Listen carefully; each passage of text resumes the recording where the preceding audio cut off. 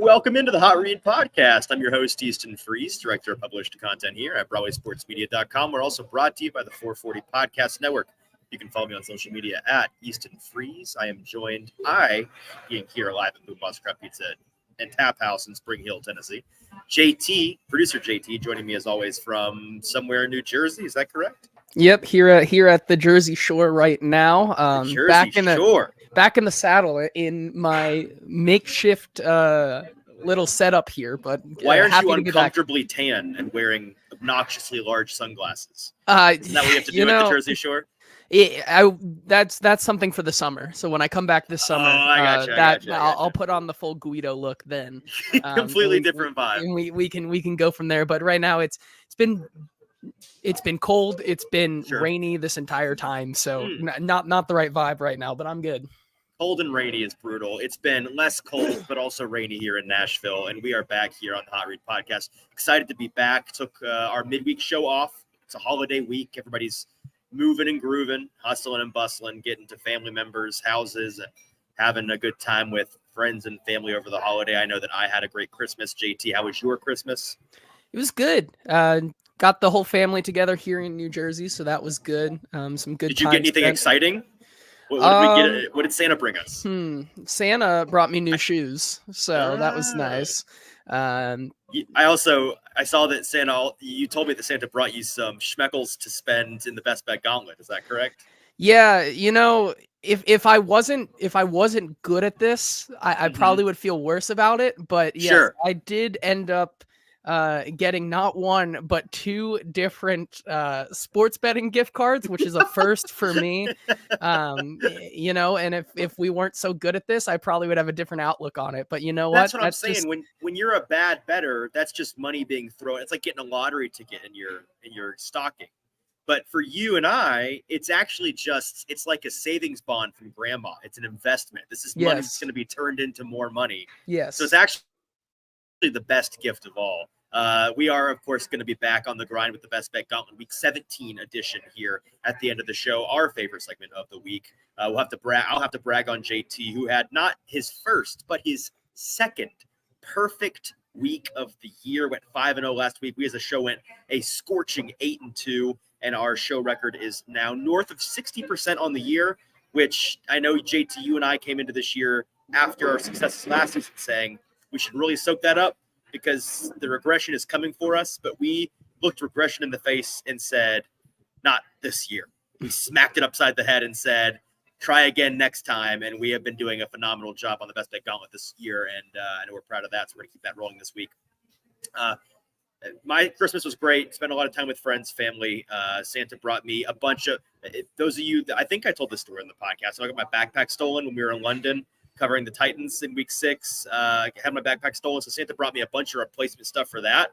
At the end of my Christmas, I got to put together my backpack full of stuff, and it was like I had recreated the backpack that was stolen. I got all of those things back, so that was cool.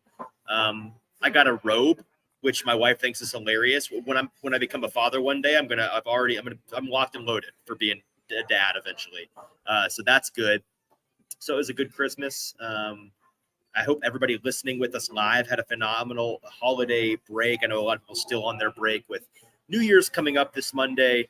We, of course, today are going to be spending most of our time previewing the Titans at the Texans, a matchup in which we finally get to see Will Levis compete against one of his contemporaries from this 2023 rookie quarterback class. Going to be really exciting to dive into all of that. And we'll talk a bit about the Titans draft position, what can happen this week to help or hinder them in their pursuit of the highest possible pick, along with some news with producer JT, all of those things coming in. More before we do a couple of housekeeping things. First of all, I have to tell you about our wonderful, amazing sponsor, Boom Boss Crab Pizza and Tap House. My friends here at Boom Boss, where I currently am sitting. No studio set up today. I'm not going to lie to you folks. JT is the producer of this show, and I've said many times before that he is what really keeps my head screwed on tight. If I didn't have my head attached to my shoulders, I'd probably lose it with this show. And he's the one that helps get set up with all of our tech and everything. He's in New Jersey. So this week I'm just here with a laptop and headphones. I really just phoned it in. I'm not going to lie to you people. But it's going to be a quality show with less than our regular quality of production value. That's just the case today, and you're going to have to deal with me for one day. But we'll be back to our regular production value come our Sunday reaction episode. But Boomboss Crab Pizza and Tap House is fantastic. It's not as fun without you here, JT, but you can bet that as soon as this show is done, I'm going to be heading to the bar, hanging out with the good people that are here in attendance. We've got a couple of parties here. Maybe I'll join the party scene. I don't know. People are having a good time, and I feel like I'm missing out sitting here talking about the dreadful Titans. So I'm going to be joining them soon, grabbing a couple drinks, grabbing something to eat, watching the Browns and the Jets. Tonight, the Jets having to watch what they could have had and what they once had in Joe Flacco. Probably tear them apart, so that'll be fun. They do a phenomenal job here at Boomboss Pizza, creating a great atmosphere for watching sports and creating some great pizzas and great drink selections for you to wine and dine on. So it's a great time. I recommend you check out Boomboss Crab Pizza and Tap House. If you're in the Middle Tennessee location, in the Middle Tennessee area, there are 3 locations at which you could go and imbibe. We have Middle Tennessee locations in East Nashville, in Spring Hill, where I currently am, and in Murfreesboro. So whichever location is nearest you, go and check it out. It's Boomboss Crab Pizza and Tap House. We love being sponsored by them. Also, if you're tuning in with us live, any questions you have today on the Titans? We're kind of in this weird phase. Like, listen, this team, it's over for this team this season. It's all about the draft stock, and we are so stoked, JT and I, spending a lot of time behind the scenes preparing for what should be a phenomenal offseason. We've got bigger and better plans this year with our draft coverage. Going to be amazing, covering all of the free agency moves this team makes, of which there are going to be, I'd imagine, quite a few with their $80 million-ish to spend, the most in the league. They got to spend it on somebody or somebody's, and there's probably going to be a couple of big names that get added to this roster. So we're breaking all of that down soon as the regular season is wrapped up for them and we get to the playoffs.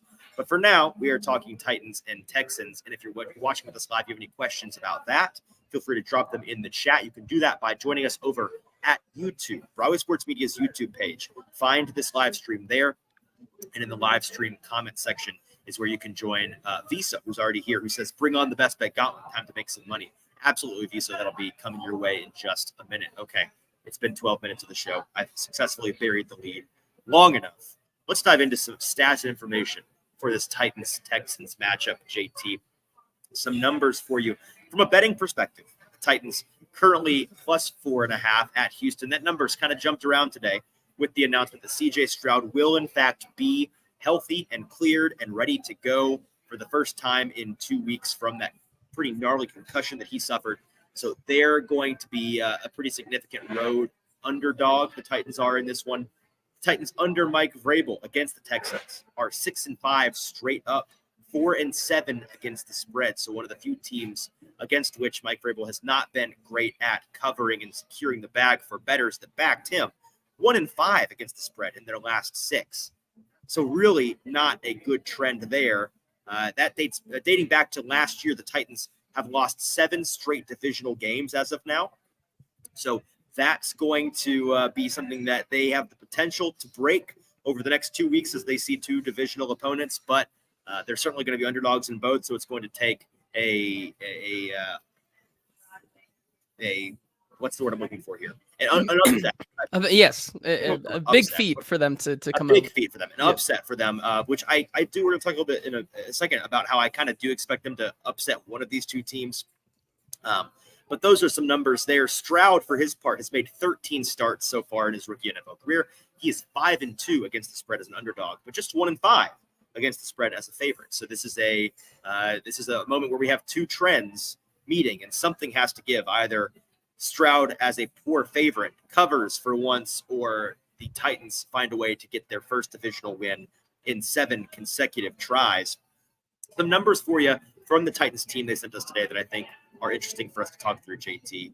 The Titans have thrown for 20-plus yards this season with Will Levis on 16 of 124 attempts since Week 13, just tied for 4th best in the NFL. The Texans, for their part, have allowed 20-plus yards on 14% of attempts since Week 13, which is the 3rd worst in the NFL. So with Levis back in the saddle this week, which we're expecting, not confirmed yet, but we're expecting, the offensive line situation continues to somehow get worse and worse each week. But if they find a way to get the receivers downfield and give Will Levis enough time to uncork the ball, there's going to be opportunity for them to take the top off of this Texans defense. As for red zone defense, and JT, we've been talking about this for a couple of weeks now. It remains, I think, the funniest stat of this Titans entire season. For all of their failings, for all of their shortcomings in the season, and there are plenty, this Titans red zone defense has been consistently phenomenal. They've been the best in the league in the red zone, defending teams, keeping them from getting in the end zone, forcing 3s and not 7s, which is a big key to winning games.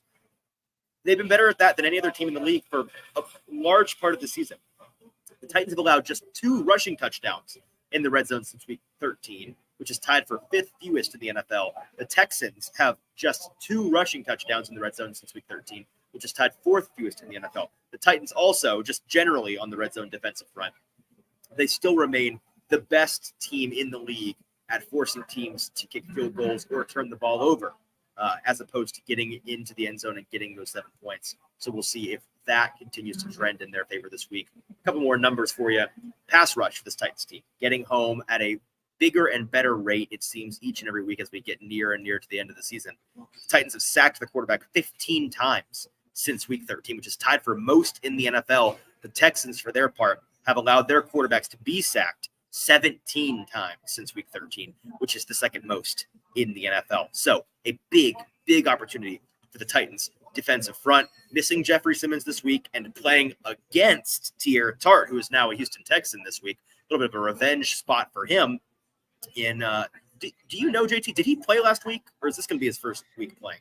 I think this will be his first week. I can double check that, but I think with him joining midweek. only being able to go over there last week or so, I don't think he played in that game. But I think this will be the first time that Teair Tart gets a stab at his former team. So that's going to be a big one. But without Simmons or Tart on the interior, you're going to have some replacement level guys in there. On the edge, however, Harold Landry, who continues to streak here at the end of the year, look really, really solid, look like himself again, coming off of that ACL injury. Arden Key, Danico Autry, those guys are going to get in there and have an opportunity to decide the quarterback quite a bit. Jacob in the comments brings up a good point. Says good red zone defense. Sounds like good coaching to him. Bowen deserves more credit than he gets. Jacob, I absolutely agree. We're going to talk about Bowen in particular in a graph that I found interesting this week. Some folks had some pushback for me online that I want to elaborate on and talk about what I think it actually means. And how I think it is an indicator that Shane Bowen is not even close to near the top of the list of issues for this Titans defense. We'll get into that in just a second, but I'm glad you brought that up. Just a couple more numbers for you that I find interesting. And on Thursdays, we love to run down the nerdy numbers for the folks to be well-equipped as they talk about this Titans team. Wes on Broadway, a colleague of ours here at Broadway Sports Media, he tweeted out a list of where all NFL teams who have been eliminated from the playoffs rank in pass blocking efficiency. The Titans, JT, come in at a lovely 32nd out of 32 in the NFL. They have the worst, and if you told Easton of August this, he would have really had a hard time believing you. They somehow got worse on the offensive line and pass protection this year, even though they went out and intentionally got guys that were supposed to be better in pass protection than who they had in the past couple of years. They fell so flat, and they are dead last in the NFL to this point in pass block efficiency. One more. Well, actually, I'm gonna save this for you because we'll dive into this in a minute. Jacob in the comments saying, "Yay, graphs." JT, do you have any general thoughts on this team in this game? Maybe reflecting any of those numbers we just ran down. What stands out to you about this matchup, besides the fact that, again, we're going to finally get to see Will Levis and CJ Stroud on the same field at the same time and compare those two in the same game? Yeah, I mean, first of all, like you just said, Stroud versus Levis, we finally are going to be able to get that matchup. We talked about having a couple of these matchups this year, as Levis versus Anthony Richardson was not able to happen. And then also the first round of Levis versus Stroud also did not happen. So it's good to finally see him go up against another one of these rookie quarterbacks. Remember last time Will Levis got the best of Bryce Young in that game at Nissan Stadium. Now they have to go on the road to Houston here, but I think it's going to be a fireworks show. Like we said in that first one, getting Will Levis back is going to take what we saw last week with this Ryan Tannehill led offense. And I think it's going to put a little bit of juice back into that. And I think for sure, just getting Will back in there will help this offense kind of get over that hump that was last week. We saw last week with Ryan Tannehill was he looked obviously rusty, throwing not really on the same page with a lot of his receivers, throwing behind a lot of his receivers. This week, I like we said, 16 of 124 attempts since week 13 have gone for more than 20 yards. And this Texans team has been allowing big plays. Certainly last week, this Texans team was giving up everything and anything to Amari Cooper, and allowing him to set a franchise record for receiving yards. 250 yards. It was bonkers. Yes. It was, especially since that Houston Texans secondary is actually like pretty solid. Like they have some good dudes, but in that game, Derek Stingley was getting absolutely sliced and diced by the buzzsaw that is Amari Cooper. And I Joe think Flacco. Joe Flacco, of course. And if they can do that, I expect Will Levis, who wants to get back in the saddle for sure, as the competitor he is, and as well as DeAndre Hopkins being a divisional rival for the first time in his career going back to Houston. I'm sure they're going to want to try to probably not get to what Amari Cooper did, but at least make a statement for themselves as well. I'm expecting it to look pretty night and day, what we saw from Ryan Tannehill last week and what we see from Will Levis this week. We've seen him practice a couple of times this week already. He looks significantly more comfortable and mobile on that ankle. Looks like he's ready to go. Certainly all indications this week are that he's going to be a go and be not super hampered back there. Obviously, he'll get it taped up, maybe get it shot up before the game, and so it won't be 100%. Nobody is at this point in the season. But I think that he's going to be mobile enough to show you that downfield ability, show you that movement ability. And last week, Ryan Tannehill only had one pass go for more than 15 air yards, one pass of 15 yards downfield, none of over 20. So just one pass in that 15 to 20 range. The rest was he's hitting the guys underneath. He's getting the ball out on time-ish, but at other times really hurting the team with how long he's holding on to the ball and trying to find an open receiver.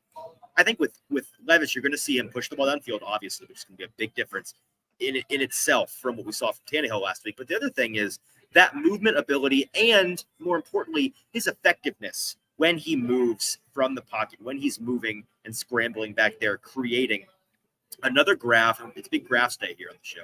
Another graph that I was talking about on social media this week was one that charted how often quarterbacks play from outside the pocket and their EPA on those plays. So essentially, how often are you making plays when you are no longer in the pocket? And on those plays, how successful are you?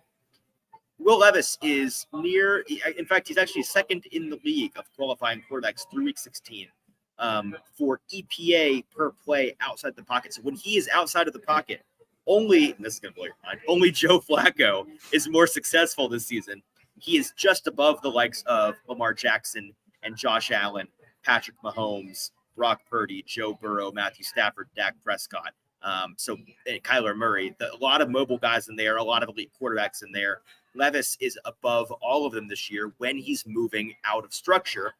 And the percent of plays outside the pocket, Will Levis, so the number of times he's actually doing that, just above average. And so that's the kind of thing you look at and you say, man, maybe the Titans should just get Will Levis out of the pocket. And again, it's like pocket because not much of one the Titans team offer him very often. But like maybe do that as much as reasonably possible. Maybe boot and move and roll out and shake. Like do as much as you possibly can to get him, forcing the defense to see a different picture, and allowing him to run, right? I mean, this seems really obvious. We talked about it with James Foster last week, 2 weeks ago? Last time we had James on, we talked about this, and James was essentially on the same page saying, I'm not sure why they don't do it more often. Yeah, it's really interesting, even though we don't have the graph here. If you look at it between Ryan Tannehill and Will Levis, both of them are almost dead set, like parallel to each other for how much usage they have outside the pocket. It's just Will Levis has been so much more effective when they do that. I think that has something to do with Ryan Tannehill being old, and then Will Levis, they use him basically the same way, because I think Will Levis has been dealing with this injury and his mobility has been hampered, I think, for a little longer than a lot of people may realize. Obviously, he's been dealing with some nagging injuries all the way since training camp. So it'll be very interesting going forward now that Will Levis looks a lot more spry than he has in a couple of weeks now. Seeing if they can do that for the rest of the season and then beyond. But yeah, I mean, it's good company to be when you're kind of hitting at a mark right by where Josh Allen does on outside the pocket. And I think that's what people are excited to see, because that's why he was drafted, with how big of an arm he has and how effective he can be. I think going forward, they definitely need to do that. It's just a question of, can the protection hold up to let him get out of the I'll go pocket? ahead and answer that question for you. The answer is no. Yes. And I agree with you that the age is certainly one thing for Tannehill. The other thing really is with Levis, it's that, like you said, the physical skill set that he has allows him to be more dangerous to an opposing defense when he is out of the structure, when he doesn't have the perfect base, when he's throwing across his body, when he's throwing across field across his body, which we've seen him try to do and successfully do a couple of times despite all odds this season. So that kind of thing is what makes him good at that, and is the explanation behind why he is, again, set. I don't know how Joe Flacco is so high, but to be fair, Joe Flacco is 1, 2, 3, 4. He's fifth fewest in the league, fifth lowest in the league in terms of percentage of plays outside the pocket. So very, very rarely is he moving. It's just when he does, when old man Joe gets to scamper him back there, he makes a play. He's still got that arm strength. You've got a different scenario with Will Levis, who's doing it far more often than Flacco and doing it at that really high clip. Another graph that I want to talk about, the Bowen topic that I teased a moment ago, I want to talk about here in a second. But Kenneth in the comments, a couple of thoughts from him. We always appreciate Kenneth. Thanks for being here, man. First of all, he says, please, Vrabel, make it. He's looking to the offseason already, which I can't blame him for. Please, Vrabel, make an experienced offensive line coaching hire outside of the organization. Friends and family, Vrabel, O-line coaching plan is not working. Here's the thing, Kenneth, and we've talked about this. You and I differ on the blame pie for this team a little bit. I am not going to sit here and tell you that Jason Houteling, the Titans' current offensive line coach, is good at his job, because I have absolutely no idea. I have no indication whatsoever that I can point to and say, well, look at this, though. He's doing this, or look at this in the past. Look at his record. Doesn't really have a record, and doesn't really do anything this year with the Titans offensive line that makes you say, okay, he's making something out of nothing. Totally fair. I'm 100% with you. The issue, of course, and this is the case with a lot of these coaches, I have a really hard time putting a ton of blame on these coaching staffs, depending on the players at their disposal, right? And Jason has been dealing with, this. Like, I don't need to name all the offensive linemen for you. This offensive line, really only one offensive lineman that is actively good and another that is actively serviceable. Brunskill has been a league average guard on the right side, and to his credit, Chris Hubbard, before he got hurt, was around league average, slightly below league average right tackle. And you had so I'm getting distracted from my phone here. You of course have Peter Skoronski on the left side, who's, I think folks are a little bit down on. I've had a number of different folks ask me this week, like, man, Skoronski, like, kind of a waste of a pick. He seems like he's kind of mid. Let's pump the brakes there on that. Look at his season-long numbers, the season-long metrics and what he's done, and you consider the situation he's been in with a rusty toaster to his left and a wad of barbed wire to his right. Like, he's not been in a great situation, and yet his raw metrics are very, very similar to some of the very best interior offensive linemen rookie seasons in the league. You name interior offensive linemen around the league, you're like, this is what you'd like him to turn into. It's been really similar to that. And so the fact that he's put together a couple of fair, uncharacteristically bad to mediocre performances here in the past couple of weeks, that is concerning. And it's impossible to know how much the surgery and the wear and tear of a long season is starting to have an effect on him. I'm not worried about him, JT. I can't really be bothered by these past couple of games thinking about his career long term. Is that concerning you at all?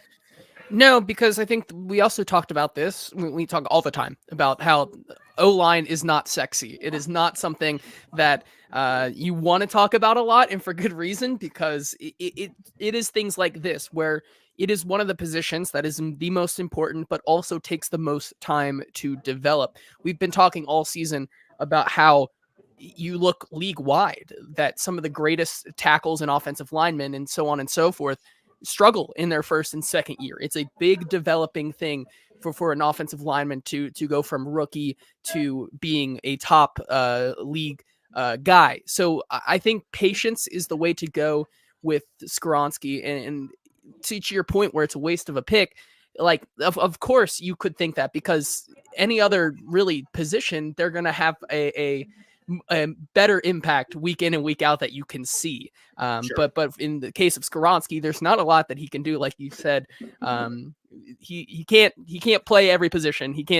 We can't clone Peter Skoronski and play him on every single position on the offensive line, although I think many of us wish that we could. But yeah, I think patience is what we need to practice with Skoronski, and just getting him that experience in this kind of lost season. So to get back to what Kenneth was asking, and I immediately took the off ramp on this topic. I'm sorry, Kenneth. Kenneth was talking, of course, originally about Jason Houtling, the Titans coaching staff with his offensive line. So let's get back to that. We've established this, he's not had great players, great chess pieces to work with. I am with you more on this, though, Kenneth, than I am on really any other coach on this staff.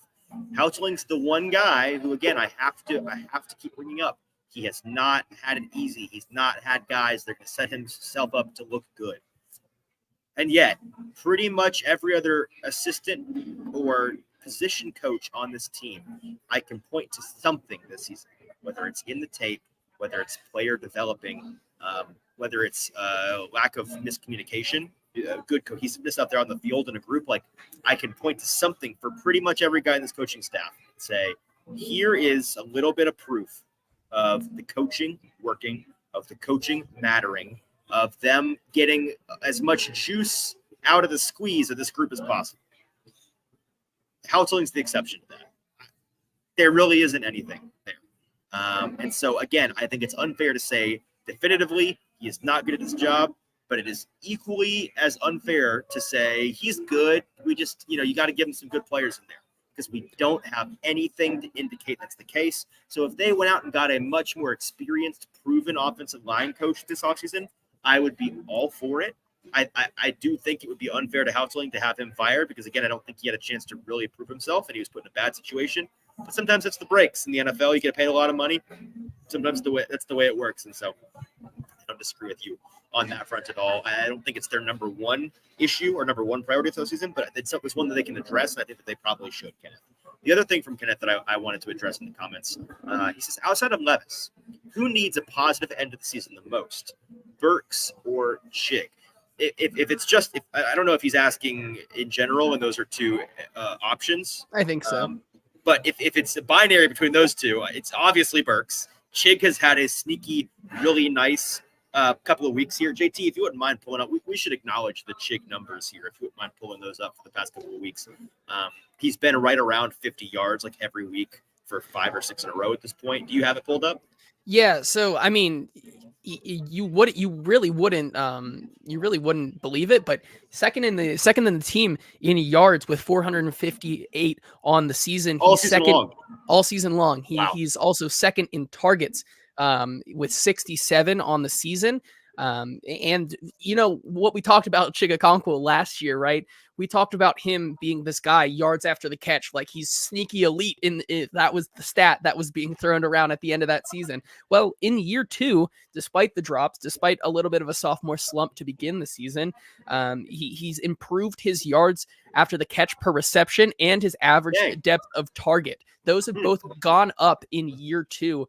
And I tweeted a couple of those numbers out, and I said this was more of a don't draft Brock Bowers tweet, but it must be said that, yeah, like you said, in his last 3 games or so against Seattle, 6 receptions for 63 yards and a touchdown. Against Houston, he had 3 receptions on 3 targets for 36 yards.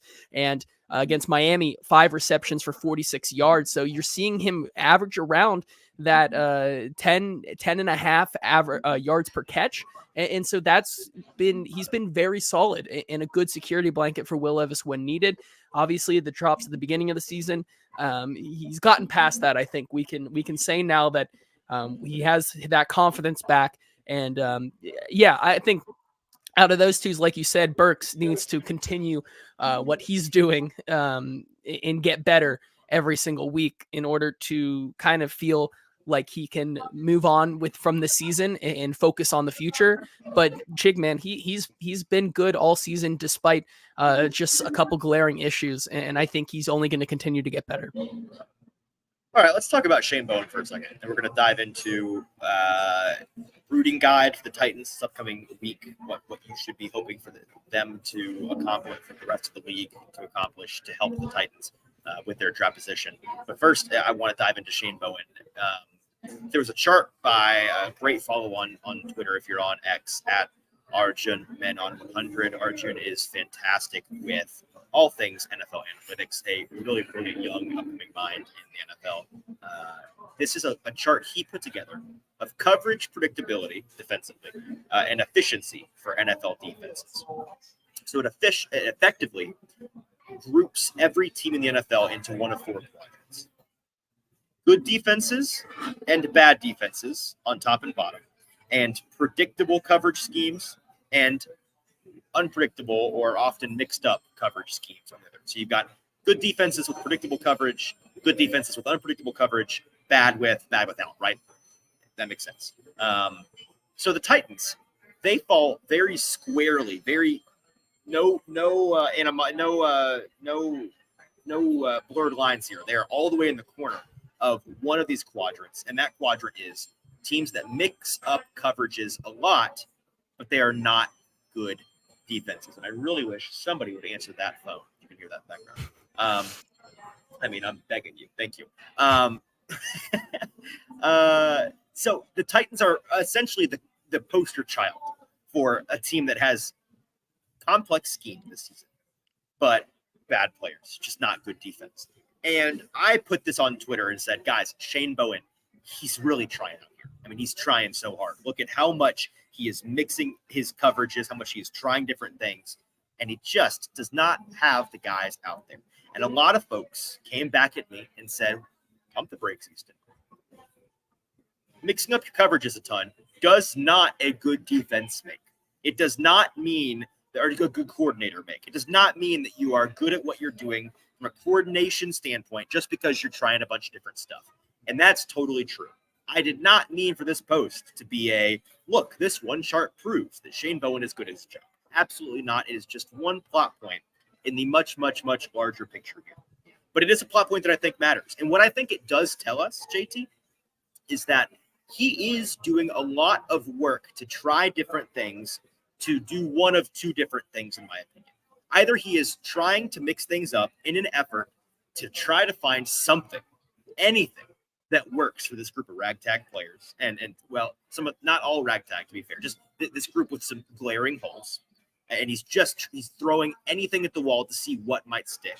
And that is, I mean, there's nothing worse than a coordinator like some coordinators that I'll leave unnamed from recent past in Tennessee who deliberately would do the same thing over and over when it did not work and refuse to try something different. So Shane Bowen, absolutely not in that category.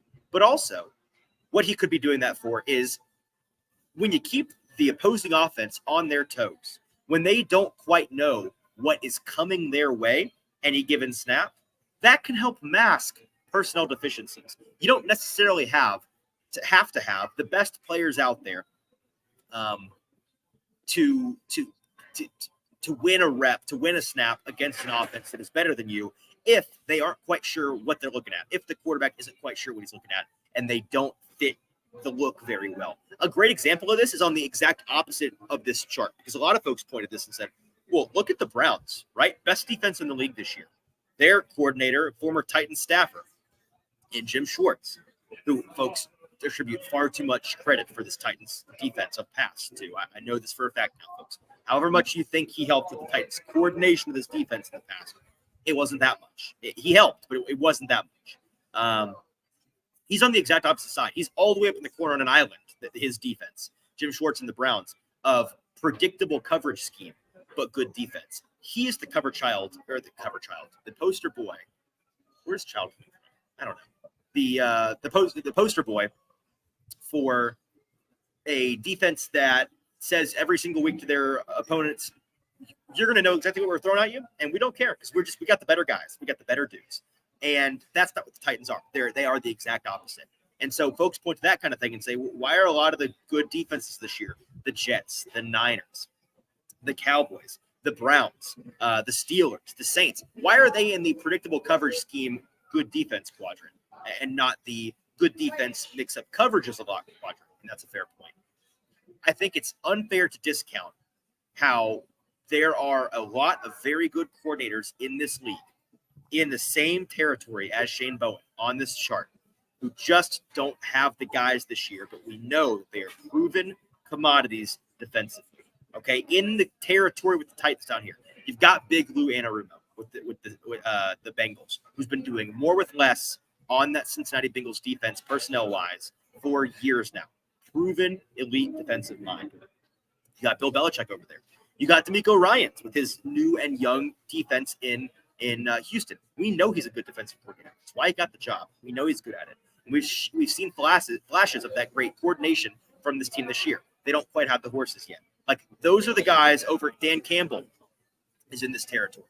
There was another one who I cut it off here in the rundown. There's another one here that I meant to mention, but I can't see which team it was, and I forgot. But the point being, I think it is fair to point to this and say, Shane Bowen, he's not banging his head against a wall. He is trying new things.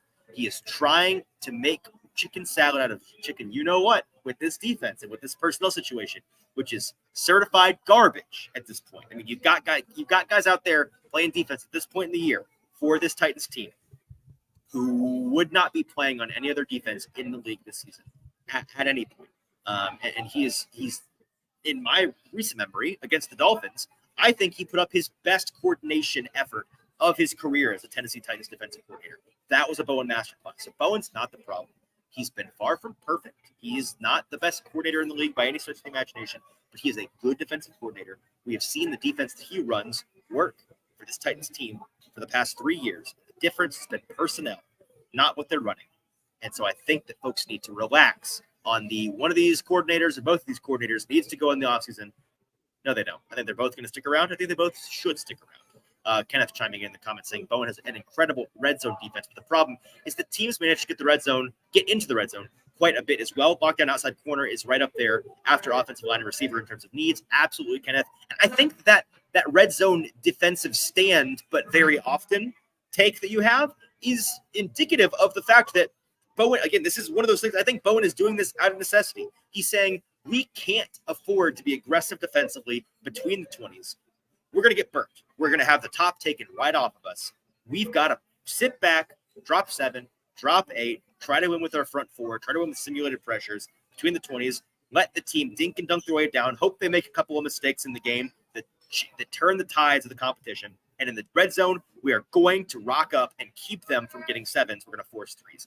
That's the philosophy you kind of have to have when you've got deficient defensive personnel. So that's where the Titans are. Okay, off my soapbox. Let's talk about Ruhnke for the Titans in Week 17. JT, before I move on, anything from you? I don't want to take anything away from you. Do you have any thoughts on that topic? The only thought is that, I would say that it's pretty hard to have a good and competitive defense when you have Trey Avery out there for almost every single play. Like, because the depth is so gone, like we said last week, you have depth guys playing in starter roles that they just cannot keep up. So to your point there, Shane Bowen doing anything he can. Bohanna, I believe, is out there. Quentin Bohanna. Not a real person even, I don't think. So I don't, a few linebackers that they have taken off the street for the past 2 weeks and continue to take off the street. Otis Reese rocking and rolling. Yes, so like you said, they're doing what he can do. He's doing what he can, All right. the news and the best bet gauntlet here in just a second. One last thing to get to in the rundown. The Titans Week 17 rooting guide. Here's what you should be pulling for. Get out your pens and papers, folks. This is what you're going to be sitting down watching on Saturday and Sunday and Monday and tonight on Thursday Night Football, hoping to happen for the Titans to have the best possible draft position. I believe at this, and JT, I need to be fact-checked on this, but I believe the math at this point indicates that as long as the Titans lose at least one of their last 2 games, as long as they don't win out, they are guaranteed a top 9 draft pick, which is fantastic news because there are 9 or 10 really, really, really good, arguably blue chip players in this draft. So I don't think there's necessarily a bad option in the top 10 for them, and they're all offensive players. If there are 10 potentially, arguably blue chip offensive players in this draft, that is good news. They just need to not win out, which is possible, but I'd say very unlikely. That being said, they could, if everything went right for them this week, they could improve their draft spot where they currently are at 7th, all the way up to as high as 3rd overall if everything went right. Unlikely, but they are certainly capable of moving up a couple of slots. And here's how that happens. As always, by the way, got to give credit where it's due. We are ripping this straight from our buddy Justin Mello, Justin Graver, friend of Justin Mello, the Justin Show, MCA, Music City Audible here on the 440 Podcast Network. Free shout for them, great show. Justin Graver took the time to write out all of this, and here's what has to happen. Titans need to lose to Houston if you're rooting for a draft position. That's step 1. Step 2 is fourfold. You need the other 5-win teams to get to 6 wins, and the other 4-win teams to get to 5 wins. So you need all the other 4 and 5-win teams to win, which means you need the Giants to beat the Rams, the Chargers to beat the Broncos, the Patriots to beat the Bills, and the Commanders to beat the Niners. Certainly some really unlikely matchups in there. If you could get 1 or 2 of them, that's really great news. The rest is strength of schedule tiebreakers. So this is the other strength of schedule tiebreakers that the Titans would like to have happen, ranked from most to least impactful. The Raiders beating the Colts, the Jets beating the Browns tonight on Thursday Night Football, the Chiefs beating the Bengals, the Cowboys beating Detroit, Chicago beating Atlanta, Miami beating Baltimore, Philly beating Arizona, Carolina beating Jacksonville, New Orleans beating Tampa Bay, Green Bay beating and Seattle beating. But just to give you a better one last run through for the teams rooting for this week. Root for Vegas, the Jets, Kansas City, Dallas, Chicago, Miami, Philadelphia, Carolina, New Orleans, Green Bay, and Seattle. But the big ones, again, if you can get wins from any of the following teams, the Giants, the Chargers, the Patriots, or the Commanders, those will go a long way to act. Each individual one should bump the Titans up 1 spot in the draft order if those teams get wins and the Titans goes. So that is your rooting guide. If you are rooting for, and at this point, I think it's fair to be rooting for the Titans get the best possible draft position. And with that, JT, let's dive into the news. What do you got for me, my friend? Yeah, the first thing that we're going to do is talk about the injury report for today. Let's talk about the guys that did not practice to start off the day. And just one with an injury. The others were non-injury related, but Aaron Brewer does not practice today with a knee/ankle injury.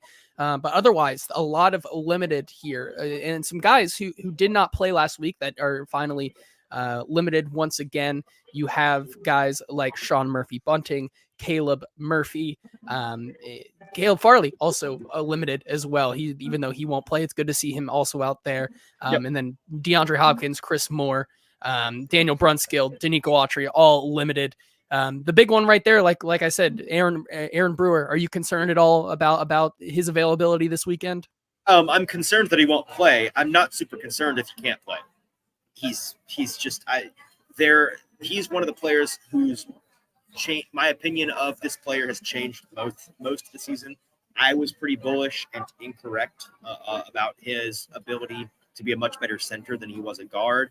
Again, he's the kind of guy that I think would be best suited with really stout help on either side, because it's really a gadget offensive lineman if there ever was a thing. He is fantastic when you get him in the run game, getting him pulled. His athleticism really shows, and he can be a really nice tool in an elite run game. The Titans don't have that. They don't have anything elite on their offensive line. So without him in the lineup, it'll be one of their backup interior offensive linemen, maybe Corey Levin in there. Maybe they bump in Daniel Brunskill to center, which is a possibility. I'd imagine it's probably one of those two guys. And if that's the case, I don't think necessarily you see a huge drop off, to be honest with you.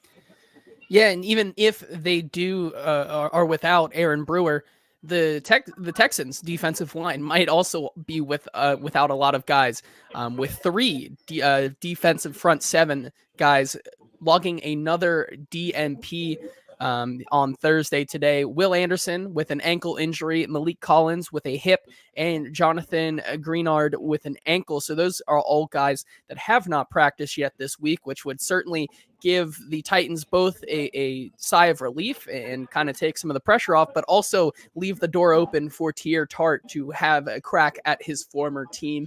And then the other big guy that on this Houston Texans team that is back at practice, CJ Stroud, who is in the final steps of clearing that concussion protocol and logged a full participation today. Obviously, we will see, it is looking more and more like we will see CJ Stroud versus Will Levis, but mostly this might be a second time here where the Titans play the Texans without Will Anderson. Yeah, which will be big. It'll be a big deal if they can get a game off, another game off without him, because of the fact that their offensive line is so poor at protecting the pass, and that is what Will Anderson does so well. Also does not hurt the run game, to be sure. From what I've heard, it's kind of a 50-50 thing. It doesn't seem like he's a lock one way or the other. So as always, as we say on our Thursday show, check out the Friday injury report, which will be all over Twitter on my Twitter account. I used to freeze. You'll check it out tomorrow. That'll be the most telling. Pretty slow news week this week, JT. Anything else in the news? We're going to get to the best bet gauntlet. No, let's get to the best bet gauntlet. All right, it's time for me to have to brag on JT. Guys, JT went 5-0 last week. He is sitting at 55, 31, and 3 on the season, which is, I don't even know. I'm gonna sit here and make bad radio by figuring out the number on that, because it is such a bonkers percentage. So he is 63.9% on the year. Okay, currently. you did it faster than yes. I could. 63 points, so almost 64%. I can't even be mad about that. Like, I'm betting really well this year. I'm sitting at 49, 37, and 4. Went 3-2 last week. Had yet another winning week. We have been nearly plus 20 units since Thanksgiving, JT, about a month and change. So it's been a crazy tear for us here at the end. It's been free money if you've been tailing us in the best bet gauntlet. But on the year as a show, so what matters most here, competition is very important, but the show needs to succeed. And we are succeeding this year at 104, 68, and 7 this season. 60.4%, a bonkers percentage that we are going to look to keep up this week. And of course, you continue to go 4-1, 5-0. Even when I have a winning week, I still get to go first. This week, no exception. So with my first pick of the week 17 best bet gauntlet, I'm taking a really ugly number. I'm taking Buffalo minus 13 at home against New England. I think this is a murder spot for Buffalo. I think that they are just that much better. I think they are a top 2 team in the AFC. I think it's them and Baltimore right now at the top of the AFC. And I think that it's not particularly close to the next best teams. And because of that, I think that Buffalo at home, coming off of a pretty tricky long road trip to the Chargers last week, in which they survived, hung on against a bad team that was having their dead cat bounce after getting rid of the Wicked Witch of the West that was Brandon Staley. That's always a tough spot to be put in as a team. They survive. They come back home. They know they need to win these last 2 games, especially against the Dolphins in Week 18. That's their big game of the year. They're going to be looking forward to that, but I don't think it's a look-ahead spot for them because this is a divisional rival as well. They'll take them seriously, and they know how to beat this Patriots team that is just insufficiently equipped to handle this game. I think that Bailey Zappi is just going to get killed out there. I like the way that this Buffalo defense has come along. Big news for Buffalo's defense, by the way. Daquan Jones, former Titans legend, he's finally back off fire this week. He is a full participant in practice. He's going to be a go, which is huge for them in the interior. Helps stop that running attack from New England, which that's the kind of thing that team's going to have to lean on to have a chance in this game. The Bills, we know, we've said this all year, they win big when they win, historically under Josh Allen. When they win, they tend to win by over a touchdown. I think in this game, they get out to a lead really quickly, and that lead just grows all the way down to the wire. I'm really not concerned about a backdoor cover from Bailey Zappi. I think they win this game by at least 2 touchdowns. Yeah, I like that one. With my first pick here, this is one that I locked in earlier this week. I'm taking the Las Vegas Raiders plus 3.5 going to Indianapolis. I like this number at 3, and then it's jumped up to 3.5. And I can't believe that a fraudulent team like the Indianapolis Colts are getting more than a field goal favorite right now against a team that. Look, I know that this Las Vegas team has been very, very lucky, but their defense has been strong.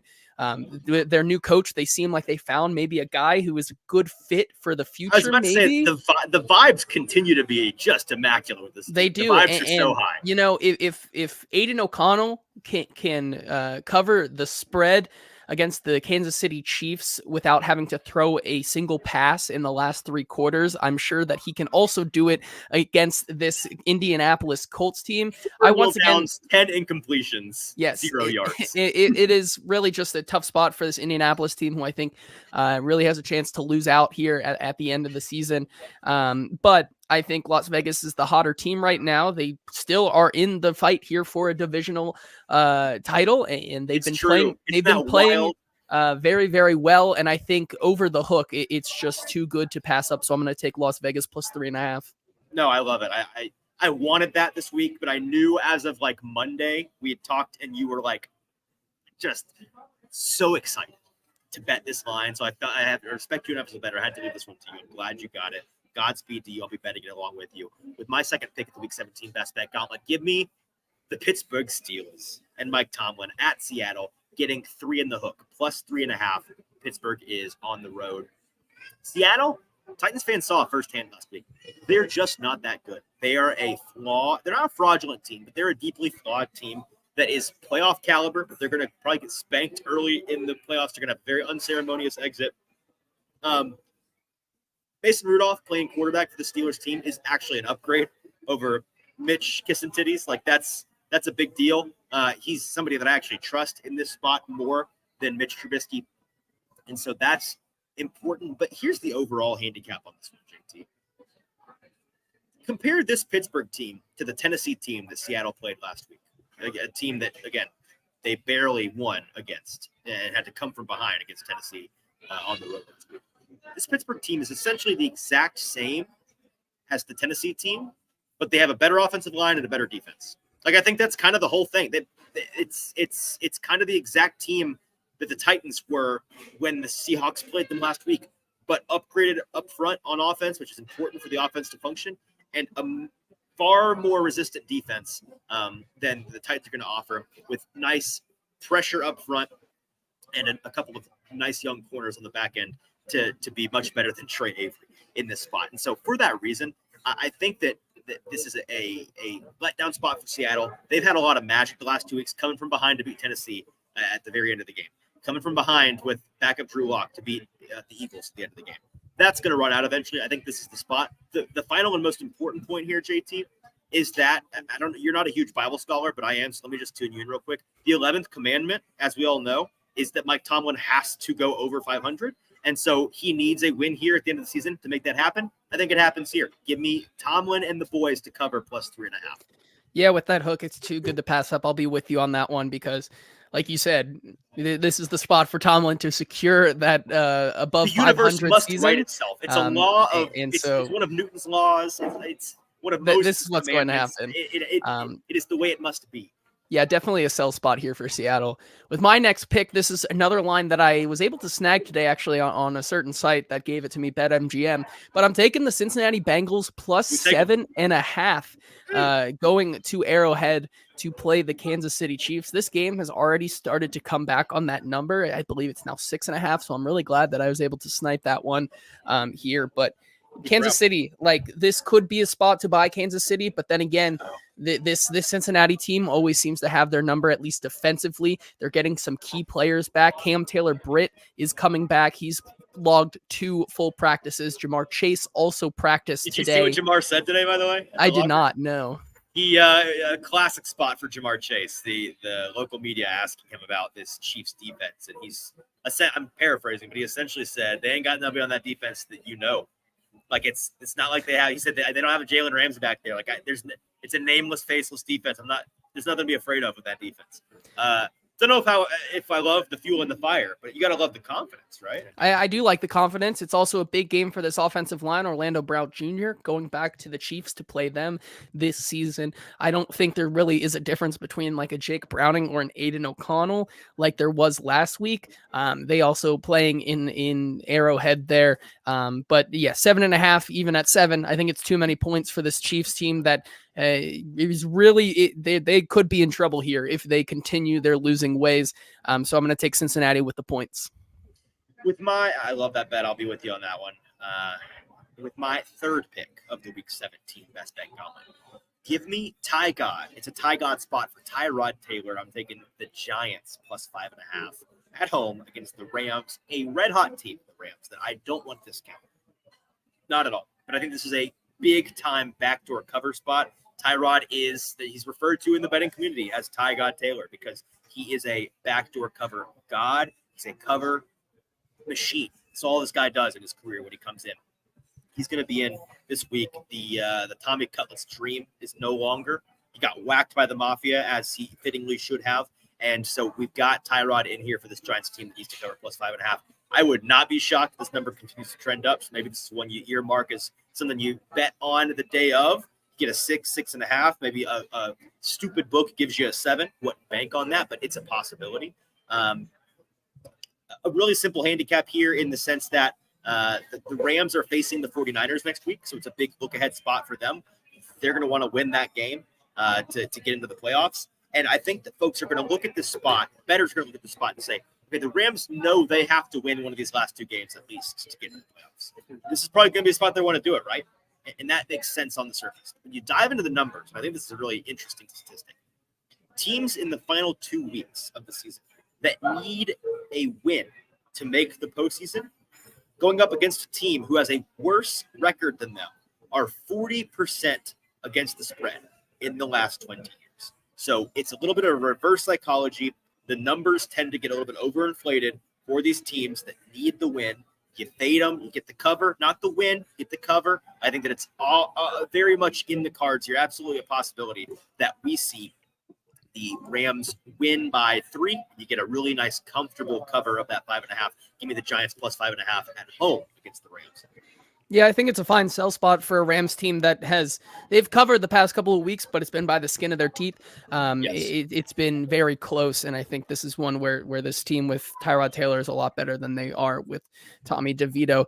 My next pick here, I'm going to continue with the road dog trend here. I'm going to take Atlanta plus 3 against Chicago.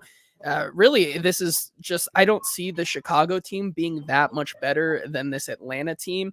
This is the top of the market for Chicago. I think it's kind of weird for them to be 3-point favorites, but like you said, this is an Atlanta team that needs, if they want any chance of staying alive, they are the more desperate team right now, than Chicago.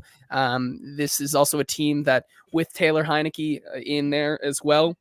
That's always an upgrade, even though it is a little one over Desmond Ridder. And I think they have the better offense. And I think this is going to be a closer game than just 3 points. And I'm willing to lay that comfortable 3 against the Chicago team that I don't think is really playing for anything besides the development and future of that team, as they already really have at least one draft pick locked up. So it doesn't really matter for them. And I don't really see this game, especially being in Chicago late December. I like this spot for Atlanta. So give me them plus 3. I like it a lot. With my 4th pick of the Week 17 Best Bet Gauntlet, I'm going with maybe the squarest bet I've made all year long, JT. Give me Tampa Bay minus 2.5 at home against New Orleans. Every single professional sharp bettor that I know of, and I know quite a few of them, they're on New Orleans this week. They love New Orleans in the spot. They think that this is a great, ugly buy spot for a New Orleans team that has done nothing but disappoint bettors all year long. They have failed to cover in, I think, like 11 of their 15 games. Like 70% of them, they failed to cover. They've been a betting black hole this year, and this feels like the buy time. It's the sell time for a Tampa Bay team and a Baker team that is bound to Baker eventually. I can't do it, man. Yeah, I can't. No, I can't. It's just I will go down like a man with the ship of the public on Baker and this Tampa Bay team, you just couldn't pay me to bet on this. And this is usually the spot where I'm like, guys, it's gross. You got to hold your nose. You got to do it. I'm not doing it. I think that this is a too cute by half spot for bettors. I think that Tampa Bay is just a better team. And if you're going to give me under the field goal, a field goal to cover, I've got to do it. I got to go Tampa Bay -2.5 versus New Orleans. If they burn me, they burn me. I'll at least go down with my dignity. I could not, in good faith, bet New Orleans and then lose and then show my face back on this podcast again. Couldn't do it. With my next pick here, this is one for me that it's a pretty simple one, but I'm taking Green Bay +1. It's almost also a pick 'em right now on Sunday Night Football against Minnesota. This is pretty easy for me. Jaron Hall is now the quarterback there. He's going to be without his security blanket and TJ Hawkinson, who absolutely tore up his knee and he will not be seeing the field for a while. This is a Green Bay spot where I think it's a divisional rivalry here. Jordan Love is the better quarterback, even though without Jair Alexander, I don't know if that defense really falls off too much. This has been a defense that really without Jair has been able to be okay. They're also might being without Jordan Addison. They're going to have Justin Jefferson in there, who's always a threat. However, I think this Green Bay team is just the better team right now, and I'm going to back Matt LaFleur to be able to win against a Jaron Hall-led Vikings offense. So give me Green Bay +1. Yeah, I don't hate that at all. With my fifth and final pick of the Week 17 Best Bet Gauntlet, give me, yet again, betting against the Dallas Cowboys. Detroit +5.5 at Dallas. I've said it all year. I am undefeated in saying this, JT. I'm putting the record on the line here. Dallas has not beaten a great team all year. I don't think this is where it changes. I think that Detroit wins this game, but certainly I see them covering this big number of 5.5. Yet another game that I would wait to bet. Dallas, always the squarest line of the week because there's so many dumb homer Cowboys bettors that are willing to put their money on the Cowboys come Saturday and Sunday. And because of that, I think you should wait to see if you get an even better number on this Detroit team. But it's a bit of a pros Joe spot here. Some more of the bigger groups on Detroit based on the numbers on the Action Network. A lot of the money on Dallas, naturally, that tends to be the case each week. But my handicap's really simple. I don't think Dallas is a great team when they're playing great teams. You're getting Jared Goff indoors. Some folks are arguing that Dallas is the more desperate team here to keep pace with the Eagles in their division. I would argue Detroit is more desperate because they are tied for the lead in the NFC, and they know if they win out, they got a chance to have the 1 seed. They'd like that 1 seed. You want to play inside in Detroit the entire playoff. I think they're going to come out with guns a-blazing in this spot. Give me Detroit +5.5 at Dallas.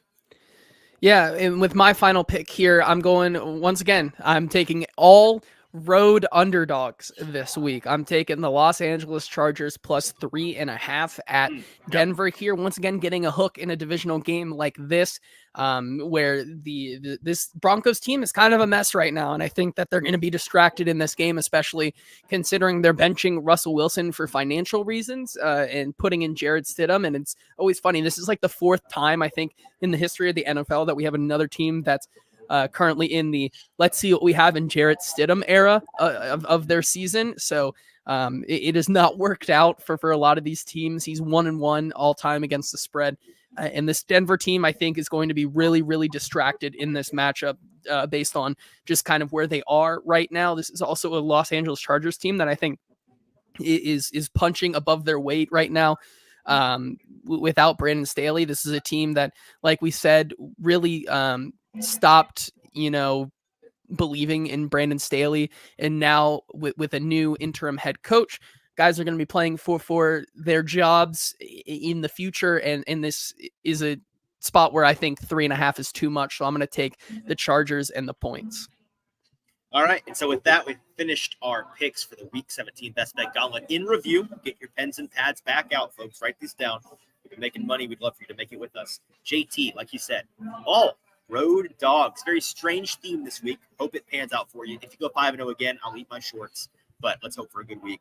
Las Vegas +3.5 at Indy. Cincy +7.5 at Kansas City. Atlanta +3 at Chicago. Green Bay +1 at Minnesota. And the Los Angeles Chargers +3.5 at Denver. I'm rocking with Buffalo -13 at home against New England. Pittsburgh plus 3.5 at Seattle. The Giants plus 5.5 at home against the Rams. The Buccaneers minus 2.5 at home against New Orleans. And the Detroit Lions plus 5.5 at Dallas. That is our Week 17 Best Bet Gauntlet, and that is our show. Appreciate JT satelliting in from New Jersey. Appreciate everyone here at Boot Boss Craft Pizza and Tap House having us each week, even when it's just me and a laptop. It is popping here, JT. I'm going to go enjoy the people and the party and see what's happening. Would love for those of you in the area to consider coming out and joining us today or in the future. We'll be here each and every Thursday, at least to the Super Bowl. We've had discussions about some draft season arrangements, announcements to come in the near future. But for now, through February, whatever the Super Bowl is, the beginning of February, we'll be here every Thursday through the playoffs. Looking forward to it. Until Sunday afternoon, when JT, you and I will be recapping the Texans game. I'm your host, Easton Freeze. For producer JT, this has been the Hot Read Podcast. Have a great weekend. We'll talk to you on Sunday.